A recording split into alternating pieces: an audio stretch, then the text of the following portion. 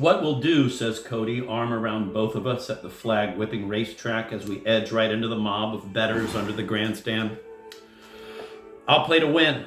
Raphael played a place, Jack played a show all day on that second choice.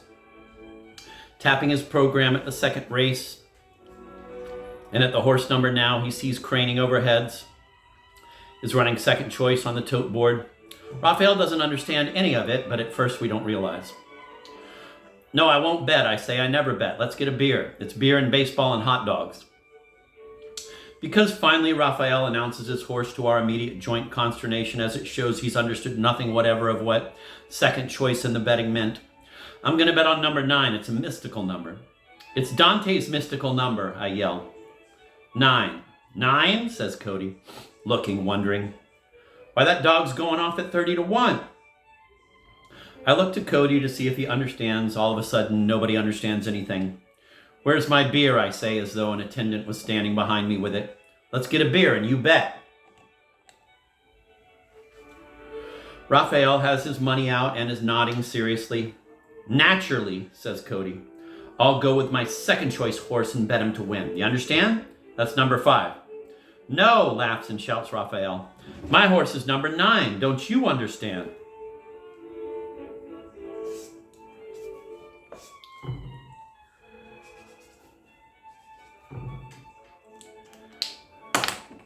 Yes, I understand, concedes Cody, and off we go to bed. I wait at a beer counter as they merge into long, panicky lines of waiting bettors. As the horses are nearing the 6 furlong pole now for the dash, and soon there it is, the warning buzzer, and they all hustle and push. The line is slow, and nobody's even once looked out at the actual horses out on that physical field. It's all astral numbers and cigar smoke and shuffling feet. I look out over the crowd and over the field and the distant Golden Gate Bridge across the water far away. It's Golden Gate Fields Racetrack in Richmond, California, but it's definitely an ant heap in Nirvana. I can tell by the little cars far away. They're smaller than you can believe. It's a vast space trick. With what a particular reverence do the little jockeys out there pat their horses into the starting gate, but we can't see that far too well. I can just see the silk reverend jockeys bending bodied over their horses' necks. And nathless the fact there are more horses' necks than horses in the world. The horse necks are strapping beautiful things. Brang, they're off.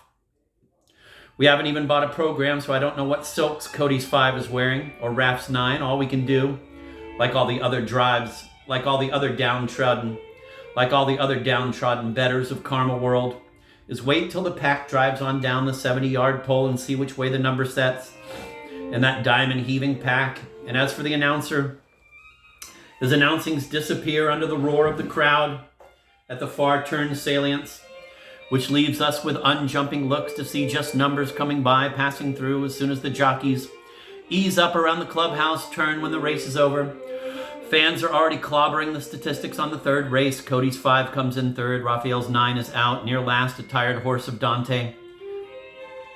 They'll be bringing him in by lamplight in my dreams. Cody proudly advises us to recall the announces. Good. Cody proudly advises us to recall and announces good. When the second choice comes in third, naturally that's almost as it should be, right? Seeing as how he's third choice, he should third choice it to the public's satisfaction. Good. Just let him lose all he wants. The more he loses, the stronger I get.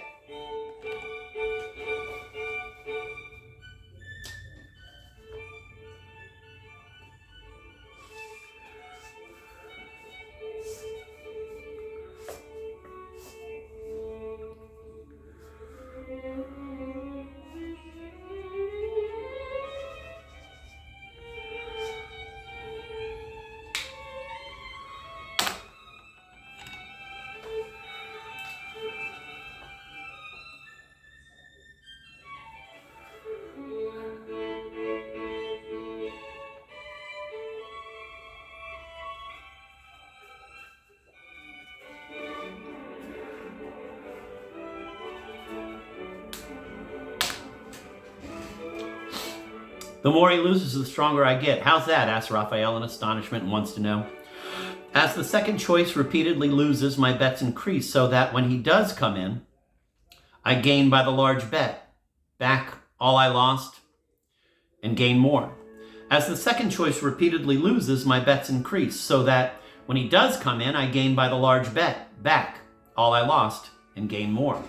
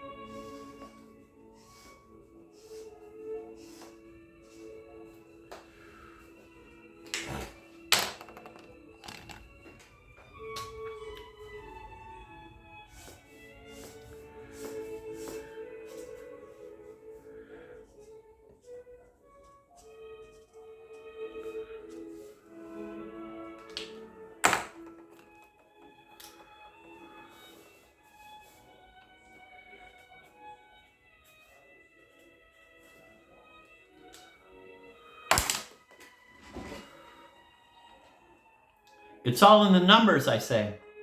It's amazing, says Raphael. Inwardly, he's mulling. Some mystical number should come to me again, probably 9 again. It's like roulette, the gambler. Dolgoruki kept putting all he had on the one thing and broke the house. I shall be like Dolgoruki. I don't care. If I lose, it's because I'm a shit, and if I'm a shit, it's because the moon shines on shit. Shine on shit. Eat my babies.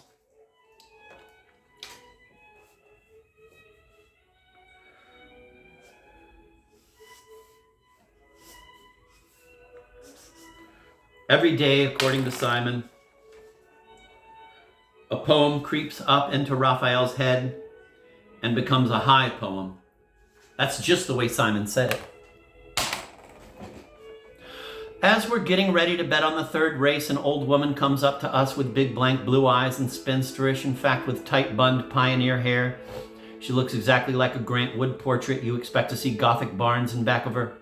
Sincere as all get out, says to Cody, who's known her from before at all the tracks. Bet on 3, and if you win, give me half. I have no money. Just be $2. 3? Cody glances at the program. That dog you won't win? What is he? I look. He's about 7th choice in a 12-horse field. Of course, 7th choice often comes in twice a day, concedes Cody out loud. And Raphael is staring at the old dignified lady who could very well be Cody's mother from Arkansas, with amazement and private worry. What are all these mad people? So Cody bets on her horse for her, plus his own, plus finally another hunch he has, scattering his money all over, so when his regular system horse does win the third race, his profits aren't enough to cover the speculation and the insanity.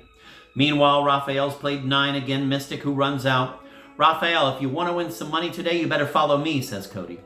Now, for obvious reasons, the horse in this 4th race is as clear a clean-cut second choice as I've ever seen. All alone, there are at 9-2. All alone there at 9-2. Number 10.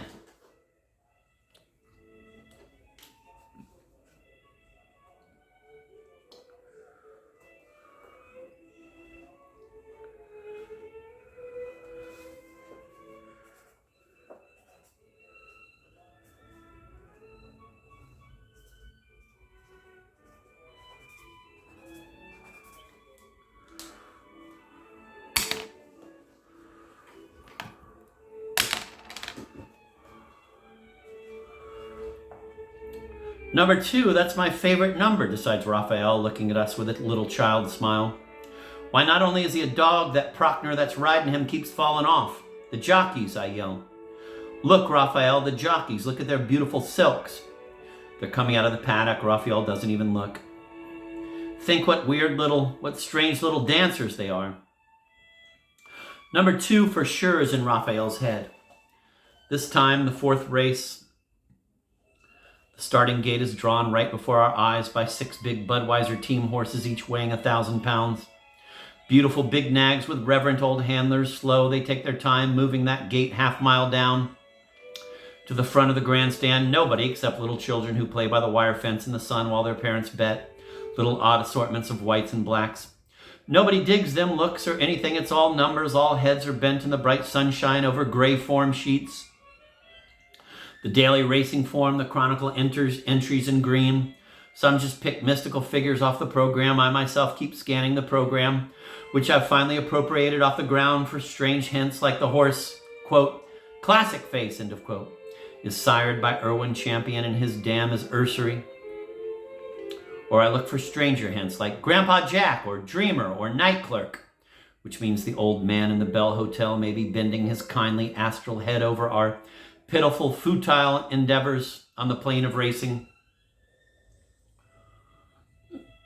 In his first days of horseplaying, Cody was unbelievable. He was actually the train man assigned to snip tickets on the Bay Meadows racing special, and would come out all complete with blue brakeman's uniform with visored cap and all. Black tie, white shirt, vest, proud, erect, neat, with his girl of that time, Rosemary, and start out the first race with his program, neat in his side pocket, standing proudly in shambling lines of betters to wait for his turn at the window, losing till by the 7th race he'd be all disheveled. Would have by now stashed his cap back on the train, parked at the gates, with engine and all ready for the city back run. And because losing money, his interest would have switched to women. Look at that broad over there with her old daddy, Even sometimes, running out of money, he'd try to con old ladies who liked his blue eyes to bet for him. The day ending always so sadly as he'd get back on the train, brush his uniform in the toilet, have me brush the back, and come out all neat to work the train of disgruntled betters back across the lonesome red sunsets of the Bay Area. Now today he's just wearing off-day jeans, faded and tight, and a flimsy sports t-shirt, and I say to Raphael, look at that old Oklahoma hombre tiptoeing to make his bet there. That's all Cody is, a rough hombre of the West. And Raphael grins weakly seeing it.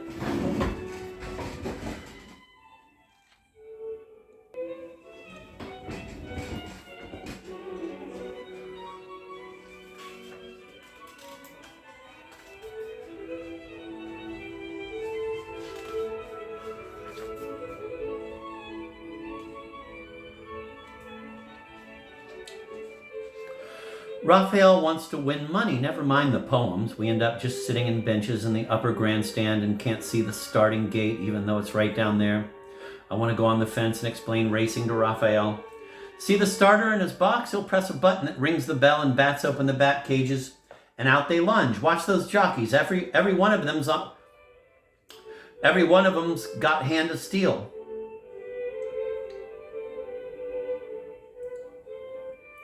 Watch those jockeys. Every one of them's got hand of steel. Johnny Longden is among the great jockeys today, and Ishmael Valenzuela, and the very good Mexican called Pulido, who seems to be so observant watching the crowd from his horse, actually interested while the other jockeys brood and bite. Cody had a dream last year that Pulido was riding a railroad train around the track the wrong way, and when he came around the final clubhouse turn, the whole train exploded, and all's left is Pulido and the little horse engine winning alone. I said, wow, Pulido's won. So Cody gives me an extra $40 to play on him on every race, and he doesn't hit once. I tell this to Raphael, who bites his fingernails. I think I'll go back to number 9.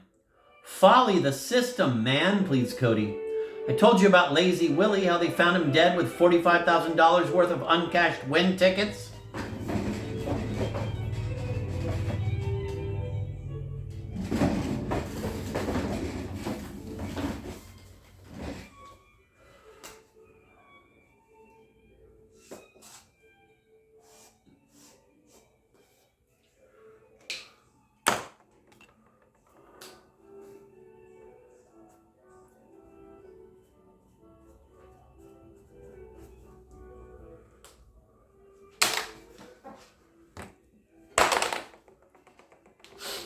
I think I'll go back to number 9. Folly the system, man, pleads Cody. I told you about Lazy Willie, how they found him dead with $45,000 worth of uncashed win tickets. Listen, Raphael, I put in. Lazy Willie just sat around sipping coffee between races with a pince nez probably, and came out at last minute odds and saw the score and went and made his bet. and went and took a piss while that race was on. It's all in the numbers. The second choice is the consensus of the multitude reduced to a second degree, which has been mathematically figured to come in so many percent times. If you keep jiving your bets according to the losses you've suffered, you're bound to win unless a tragic streak of losses. That's right, tragic. Now listen, Raphael, and you'll make some money. Okay, I'll try it. Suddenly the crowd oozes as a horse rears in the starting gate and gets all tangled up and throws his man. Raphael gasps with astonished horror. Look, the poor horse is caught.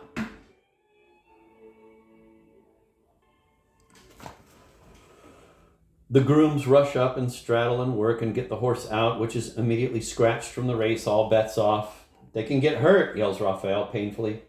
This doesn't concern Cody so much for some reason, maybe because he was a cowboy in Colorado and takes horses for granted. As once we'd seen a horse spill and thrash in the backstretch and nobody cared. Everybody yelled for the oncoming far turn. There's the horse with broken leg, doomed to be shot, and the inert jockey, a little white spot on the track. Maybe dead, certainly injured, but all eyes are on the race, how these mad angels do race to their karma disbenefaction. What about the horse?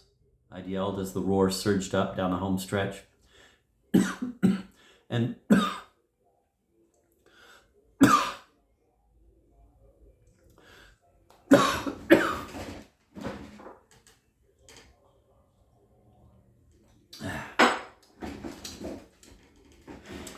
And as penance, I'd kept my eye on the scene of the accident, completely ignoring the outcome of the race, which Cody won. The horse was destroyed, the jockey, ambulance to the hospital, and not by Simon. The world's too big, it's only money. It is only life, the crowds roar, the numbers flash, the numbers are forgotten. The earth is forgotten, memory is forgotten. The diamond of silence seems to go on without going on. Maniac.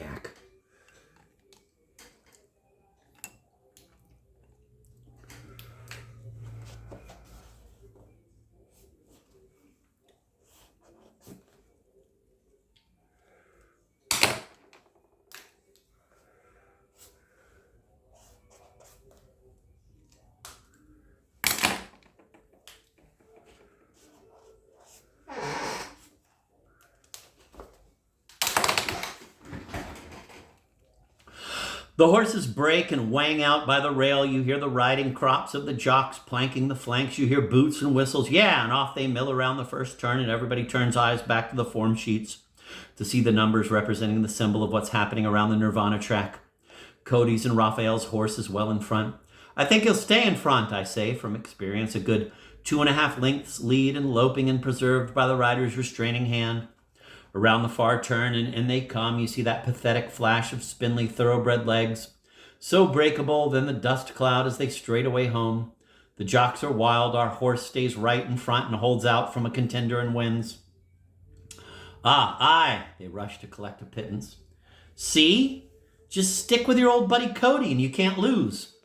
Meanwhile, we take trips around to the men's room, the beer counter, the coffee counter, hot dogs, and finally, when the last race is coming up, the skies have grown late afternoon gold and long lines of bettors sweat for the buzzer. The characters of the track who looked so confident and fresh in the first race are all now disheveled looking, heads down, crazed. Some of them scour the floor for lost tickets or odd programs or drop dollars. And it's also the time for Cody to begin to notice girls. We have to trail several around the track and stand around peeking at them. Raphael says, "Ah, never mind the women. Who's the horse now? Pomeray, you're a sex fiend." Look, Cody, you'd have won the first race that we missed," I say, pointing at the big blackboard.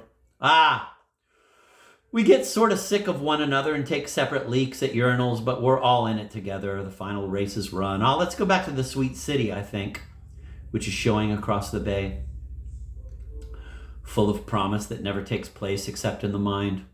I keep getting the feeling, too. As Cody wins, he really loses. As he loses, he really wins. It's all ephemeral and can't be grabbed by the hand. The money, yes, but the facts of patience and eternity? No. Eternity! Meaning more than all time and beyond that little crap and on forever. Cody, you can't win, you can't lose. All's ephemeral, all is hurt, are my feelings. But while I am a sly non-gambler who won't even gamble on heaven, He is the earnest Christ whose imitation of Christ is in the flesh before you, sweating to believe that all does really good and bad matter, all shining and shaking to believe it, a priest of life.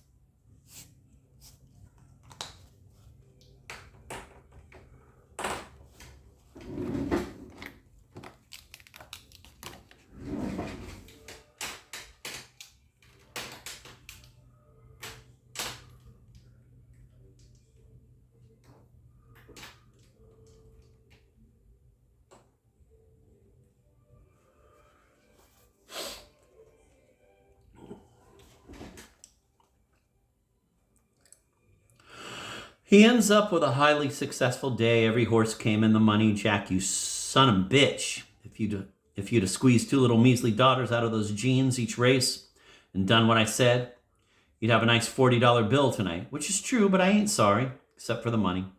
Meanwhile, Raphael has come out just about even and still has his $30. Cody wins 40 and pockets it all, proud and neat little arrangements with the small bills on the outside. It's one of his happy days. We come walking out of the racetrack and past the parking lot to where the little coupe is free parked by a railroad spur track, and I say, there's your parking place. You just park there every day. Because now he's won, you won't stop him from coming every day. Yes, my boy, and besides, what you're seeing there will be a Mercedes-Benz in 6 months. Or at first, at least a Nash Rambler station wagon.